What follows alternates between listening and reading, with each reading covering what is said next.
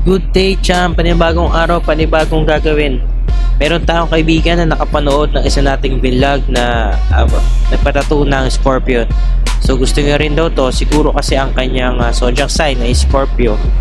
Kaya ito ang gusto niyang ipatato. Ang magandang meaning nito ay isa tong protection at resilience. Yun lang. Salamat!